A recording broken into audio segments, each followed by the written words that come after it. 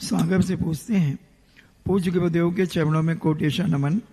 महाराज जी, ये ऐसा किस कर्म को उदय से होता है कि हमें दुर्जनों की संगति परिवार में ऐसे दुर्जनों से मिल जाती है जो धर्म के नाम पर चिढ़ते हैं और लड़ने के लिए तैयार हो जाते हैं? तो ये पूर्व जन्म का ऐसा कैसा कर्म है? देखो, दुर्जन की उपलब्धि होना भी कोई ना कोई कर्म तो उदय में है। तुम किसी को दुर्जन बनकर के तुमने किसी की दुर्जनता की है, तो मिला तो तुम्हें कर्म के उदय से ही है, लेकिन वो दुर्जन तुम्हारा कुछ बिगाड़ पाएगा ऐसा कोई नियम नहीं है। दुर्जन को तो नहीं हटा सकते, क्योंकि वो तो तुमने कर्म बांधा है।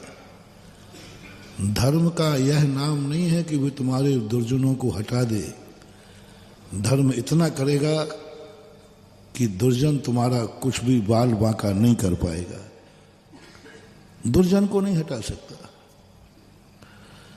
धरणेन पद्मावती ने कमठ को नहीं हटाया, कमठ को दूर नहीं किया। धरणेन पद्मावती ने कमठ से कुछ भी नहीं कहा, हटाया भी नहीं, वो हटा भी नहीं सकते थे, लेकिन पारसनाथ को बचा लिया। धर्म ऐसा ही है।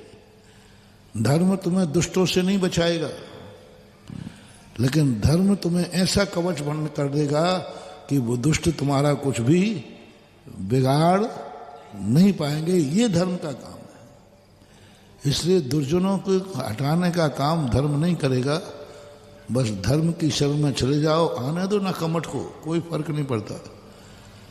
कमठ आएगा, अपना कार्य करेगा, लेकिन वो कमठ कुछ भी पारसनाथ का बिगाड़ नहीं पाएगा।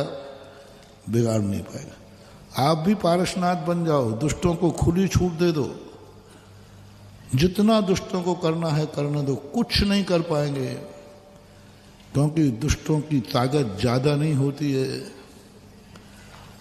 दुष्टों की ताकत ज्यादा नहीं होती है। वो दुष्ट तुम्हारा कुछ भी नहीं बिगाड़ पाएंगे। अंत में पश्चाताप ही उनको हाथ लगता है, दुर्गति उनके हाथ में लगती है। दुर्योधन ने पांडवों का सब बिगाड़ना चाहा, कुछ भी नहीं बिगाड़ पाया, स्वयं ही मिट गया, बर्बाद हो गया, दुर्गति में पड़ गया। दुष्टों की अंत जो होता है, उन्हें कर्म ही सुधार देता है। उनको हटाएगा कर्म, उसी कर्म ने बुलाया है, और उसी का कर्म उसको खुद वहां से ऐसा बना देगा कि वो वहां जाने लायक भी